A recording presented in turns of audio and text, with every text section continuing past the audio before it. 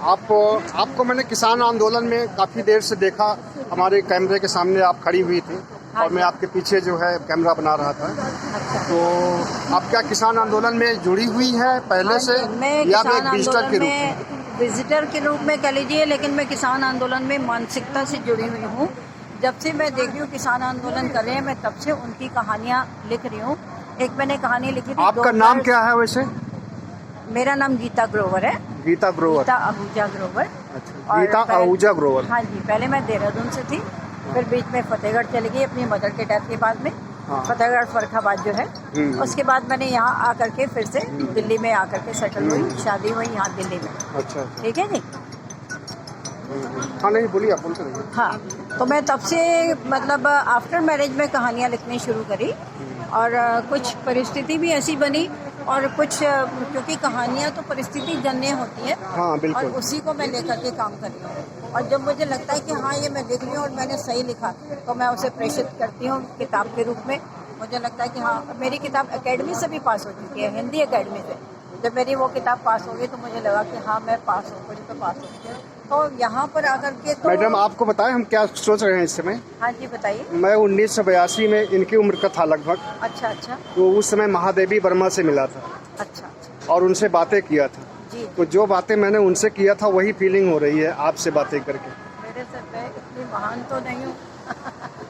नहीं, जैसा आप बता रही हैं अपने बारे में। हाँ, मैं किसानों के मुद्दों से तब से जुड़ी हूँ जब मैंने MA इकोनॉमिक्स में मैंने किसानों के बारे में पढ़ा था। ये बात है 78 में मैंने MA किया था और तब से मेरे 78 में MA किया था? 78 में मैंने MA किया था MKP कॉलेज देहरादून से। मैंने हाई स्कूल किया था उसमें। अच्छा, तो मैं ये बता रही हूँ कि मैं मतलब किसानों के मुद्दों की बात हमारी पुस्तकों में भी होती थी और मुझे लगता था कि भाई इस वक्त ये जो है संयुक्त होकर के ये लोग खेती क्यों नहीं करते। तो मेरी पहली किताब निकली थी जंगल के साए में। जंगल के साए में मैंने जब किताब लिखी उसी वक्त मैंने ये एक कहानी लिखी थी रामू का सपना, और वो एक किसान के बारे में लिखी थी। जब मैंने किसान के बारे में लिखी कि ये लोग चकबंदी करके कर ले कैसे भी, मतलब किसान आंदोलन को पहले आप अपने शब्दों में रखी हैं, हाँ, अपने साहित्य में रखी हैं, उसके बाद साक्षात आकर के देख रही हैं। हाँ बिल्कुल, मैं साक्षात भी देख रही हूँ कि भाई वास्तव में यह अलग अलग जत्थों से दूर दूर से आकर के लोग यहाँ ठहरे हुए हैं, तो एटलीस्ट लोगों के कम से कम जा करके पता तो चले कि लोग बाग कैसे, क्या मेरे विचार भी उनसे मिलते हैं या नहीं।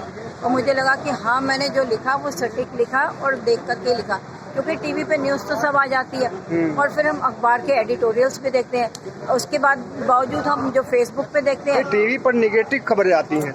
नहीं, हाँ ज्यादातर तो निगेटिव। आप अगर आपको देखना है तो यूट्यूब चैनल देखिए। मेरी बात हम लोगों जो प्रयास कर रहे हैं। हाँ मेरी बात सुनिए, हमें पतन के प्रतिबिंब भी देखने हैं। अच्छा, हमें हम भी देखते हैं, तभी हमें पता चलेगा मोदी मीडिया को हम भी देखते हैं। देखने के बाद फीलिंग बनती है कुछ बोलने के लिए। बिल्कुल, तभी तो हम सोच पाते हैं, निर्णय ले पाते हैं कि क्या ठीक है, क्या ये नहीं कि सारा उसमें गलत हो, ऐसा नहीं है। लेकिन कुछ चीजें जो है मतलब बायस्ड होती है चीजें, चाटुकारिता और वो सब ज्यादा है, क्योंकि वो सरकारी लहजे में ही बोलते हैं। हाँ। तो इस वजह से हमें यहाँ पे आना भी पड़ा। मैंने कहा अगर मैं लिख रही हूँ तो मैं ठीक भी लिख रही हूँ कि नहीं, दिमाग में आया। और फिर मैंने किसानों के लिए लिखा, किसानों के बारे में मैं बोल। अभी इस समय क्या लिख रही हैं आप? अभी भी मैंने आज देखिए ये लिखा है, धर्म को लेकर के लिखा है कि व्यक्ति चाहे कितना भी धर्म का गुरूर कर ले, लेकिन ईश्वर ने उम्र तो 100 के आसपास ही दिया ना। बिल्कुल, इसलिए दी है ताकि आप अहम छोड़कर मानवीयता के मानकों को अपनाएं और गैर बराबरी को छोड़कर पर्यावरण की प्रकृति के प्रति उदासीन ना हो।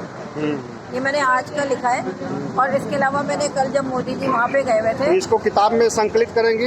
हाँ जी बिल्कुल करूँगी। ये भी किताब में संकलित करूँगी। और जब मैं किताब लिख रही होती हूँ कई बार मैं मेल पे वो डालती हूँ। अब तक कितनी किताबें आपकी आ चुकी हैं? मेरी 18 किताबें आ चुकी हैं। 18 आ चुकी अब है। मेरी 19वीं किताब आई। 19वीं ये है, जरा दिखा दीजिए। नहीं, ये तो मेरी पहले की है। अच्छा, लेकिन इसमें भी मैंने, ये कौन सी बुक है आपकी? ये मेरी अभी दिखाया था आपने? 16वीं होगी शायद। 16वीं है ये। हाँ। क्या नाम है इस बुक का? इस बुक का नाम देख के बता रही हूँ, बहुत सारे ना भूल जाती हूँ मैं भी। इस किताब का नाम, अच्छा ये तो है पृथ्वी की कोख से पृथ्वी का अंत। पृथ्वी की कोख से पृथ्वी का अंत, शिवांजलि। शिवांजलि। तो साहित्य में आपका नाम शिवांजलि है या? मैं शिवांजलि प्रभा वंदन उस पर हूँ, फेसबुक पर हूँ। हाँ, जो कि मैं लिखती हूँ तो लोग बाग पढ़ते हैं। नहीं, अभी आपने कोई ग्रोवर बताया ना? हाँ, गीता ग्रोवर मेरा नाम है। गीता ग्रोवर। गीता ग्रोवर। और शिवांजलि? शिवांजलि मेरा प्रकाशन है। अच्छा, प्रकाशन। जी, शिवांजलि प्रभावंदन मेरे फेसबुक पे है। अच्छा। और मैं ट्विटर पे भी हूँ, इसके अलावा मैं उसमें भी हूँ, क्या बोलते हैं, जरा इन लोग के साथ भी ले लो, ये सब आए हुए, इधर आ जाओ। बिल्कुल बिल्कुल है ना? बिल्कुल। तो मुझे लगता है आ जाओ। तो मुझे ये लगता है कि जो मैंने करना है वो मैंने करना है। अब ये कलम की कमान है और रामबाण के तीर है तो चलेंगे ही। रामबाण की अगर सोच है, ठीक है, और समझ की परख ठीक है, तो इसका मतलब मैं ठीक काम कर रही हूँ। अब जब मेरा मन हमने देखा है कि तो लेखक दो तरह के होते हैं। हाँ, एक वामपंथी विचारधारा के, एक दक्षिणपंथी विचारधारा के। देखो, मैं कोई भी पंथ ज्यादा नहीं जानती कि कौन सा दक्षिणपंथी है मैं उसके बारे में सोचूं, कौन सा वामपंथी है, मैं ऐसा कुछ नहीं सोचती। सब इंसान मेरे लिए बराबर है। अच्छा। और किसान सब तरह के हैं। नहीं, किसानों के बारे में सोच रही तब तो वामपंथी विचारधारा। नहीं, वामपंथी कुछ नहीं। वामपंथी क्या होता है? क्या वो इंसान नहीं है? अब आप मनोज झा को देखो, इतना बढ़िया बोलते हैं वो। हाँ। इतना बढ़िया बोलते हैं वो, संसद में जाकर के ताल ठोक के बोलते हैं। बोलते हैं ना, तो हमें भी अच्छा लगता है। कोई तो बंदा है जो ताल ठोक के बोल रहा है। अभी पर्यावरण के बारे में मैं बोल रही हूँ। अब पानी इतना गंदा आता है तो उसमें हम क्या करें? पानी गंदा आ जाएगा तो हम उसमें परेशान हो जाते हैं। किसान आंदोलन के बारे में क्या कहना है आपको? लगभग 650 मौतें हो चुकी हैं। हाँ। और जिनके घर के लोग मरे हैं। हाँ, बिल्कुल। आप जरा इधर आ जाइए, यहाँ शोर इसलिए मचा रहे हैं ना, मेरी आवाज नहीं आएगी। और अपने पास। हाँ, आप लोग इधर आ जाओ, कोई बात नहीं, इधर आ जाओ। जो मेरे साथी मुझे सुन रहे हो, आ जाए इधर, क्योंकि जरूरी नहीं कि वो हम चिल्ला के बोलना, जरूरी नहीं है कि मैं चिल्ला के बोलूँगी तभी मेरी बात सुनी जाए। जो आवाज सफिशिएंट आएगी क्योंकि नजदीक आपके हैं। जो शांतिपूर्वक भी बोलते हैं उनकी भी आवाज सुनी जाती है। और आप जैसे लोग जब सुनते हैं तो हमें लगता है हाँ भाई हम ठीक बोल रहे होंगे, तभी ना किसी ने आवाज दी। और जब आवाज मिलती है तो हमें लगता है कि हाँ ये चीजें ठीक हो रही है। और आप इधर कर लो जरा, आप भी आ जाओ बेटा, आप भी आ जाओ, आप भी आ जाओ। जब मेरे साथ खड़े हो, यहाँ खड़े हो, आ जाओ इधर। तो मुझे ये लगता है कि किसान, मजदूर, व्यापारी, छोटे व्यापारी बहुत परेशान है। जब हम मार्केट वगैरह भी जब जाती हूँ तो मैं देखती हूँ लोगों को परेशान देखती हूँ। मुझे लगता है मेरी तरह वो परेशान है या उनकी तरह मैं परेशान हूँ। तो कहीं ना कहीं उनकी मानसिकता से मैं जुड़ जाती हूँ। और जब मानसिकता से जुड़ जाती हूँ तो मुझे लगता है कि ये जो बादल मंडरा रहे हैं, बादल और बिजली मंडरा रहे हैं, इस तरीके से जैसे नेता आपस में लड़ रहे होंगे। तो नेता और जनता ये दोनों ही आपस में जब लड़ने लगे तो ये चीज़ें ठीक नहीं है। नेताओं को जनता के बारे में सोचना भी चाहिए कि वास्तव में कहाँ जरूरत है। अब देखिए, अगर हर चीज़ कॉर्पोरेट को बेचते जाएंगे तो ये कहाँ संभव होगा कि हमारे देश में शांति आ पाएगी। सही बात। तो शांति से प्रगति चाहिए हमें, और ये प्रगति हमारे देश के लिए चाहिए। और अभी तक ये लोग आत्मनिर्भर हैं। हमारे किसान सभी आत्मनिर्भर हैं। किसान आंदोलन 10 महीने से चल रहा, लेकिन पैदावार में कोई कमी नहीं हुई है। कोई कमी नहीं हुई है। और अगर ये लोग कहते हैं आज पिछली जो इनकी, आप भी आइए आ जाओ इधर, तो जितने भी इन्होंने संग्रहण किया हुआ था पहले का भी, अगर वही ले जाकर बेच दें और इनको तवज्जो ना दें तो किसान तो बेचारा बैठ जाएगा ना। उसको तो आजीविका चाहिए ना। तो आजीविका की जगह अगर आप पहला सामान बेच दें और वैसे किसान, मैं बेसिकली मेरे दिमाग में तब आया जब मैं देखती थी कि किसानों की जब फसल उग जाती थी तो बाहर से, अगर विदेशों से अगर दाल चावल ये चीज़ें बाहर से आने लगे तो हमारे देश का किसान कहाँ क्या करेगा। तो मुझे लगा, और जीपें बड़ी बड़ी जा रही हैं और गेहूं को कुचलती भी जा रही है ना, वो कुचलती भी चली जा रही है। गेहूं कुचल गई, चावल पे ध्यान ना दिया, और धान की फसल सारी, क्योंकि इंडस्ट्रीज लगी हुई है। इंडस्ट्रीज के कारण, इंडस्ट्रियल पानी जो है आता है, उसके कारण आपने देखा होगा जो टमाटर है वो भी सख्त होने लगा, आलू की जैसे, और भी कई चीजें, फसलें खराब होने लगी। तो वो फसलें जब खराब हो रही है तो हमारे पेट में तो नुकसान ही जा रहा है ना। बिल्कुल बिल्कुल। तो अगर हमारा नुकसान जा रहा है तो हम लोग तो बिल्कुल लचर पचर हो जाएंगे।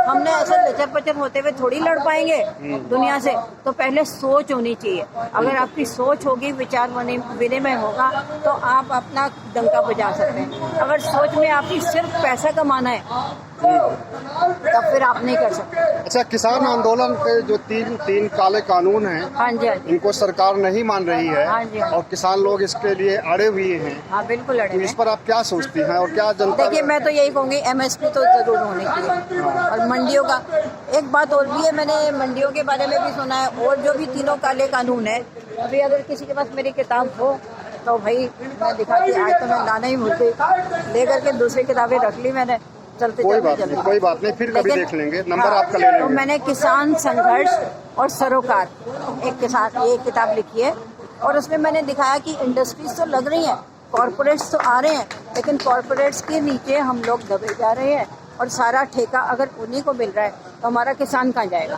सही बात, ये बात है, मैं इस वजह से मैं लड़ रही हूँ। मैं तो अपनी लेखनी से लड़ रही हूँ, ये कलम नहीं है, मेरी तलवार है। हाँ हाँ, सही है। मुझे लगता है अगर मैं ठीक लिख रही हूँ तो मेरे को प्रकाश में लाना भी है अपनी चीजें। बिल्कुल, तो अगर बिल्कुल। कोई मेरा साथ दे या ना दे, क्योंकि मैं हर वक्त सोच में पड़ी रहती हूँ, हर वक्त मैं सोचती रहती हूँ।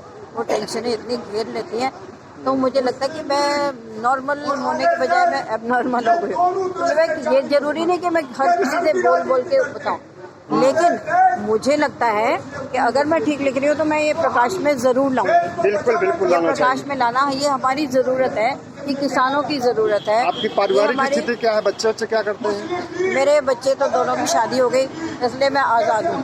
क्योंकि बेटे की भी शादी हो गई, बेटे की भी शादी हो गई। बेटा बाहर जॉब करता है, और यहाँ होता तो शायद मैं आ भी ना सकती। विदेश में है? नहीं, विदेश में नहीं है, बॉम्बे में है मेरा बेटा।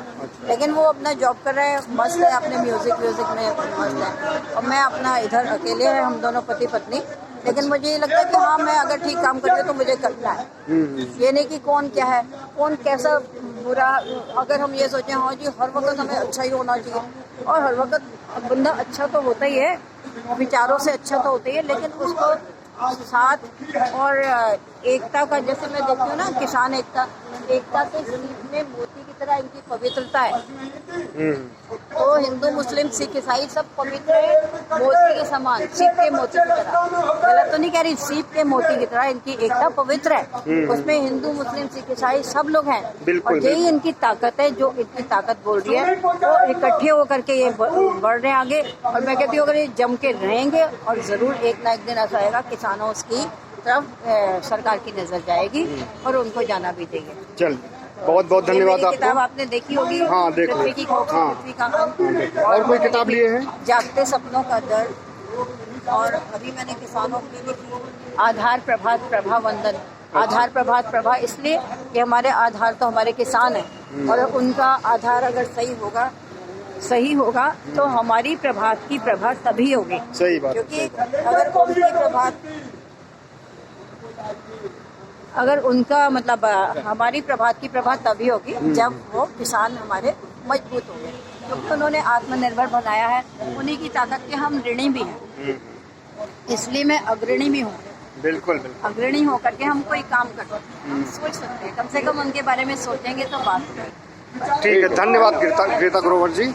और किसान आंदोलन में साहित्यकार गीता ग्रोवर से बात हुई।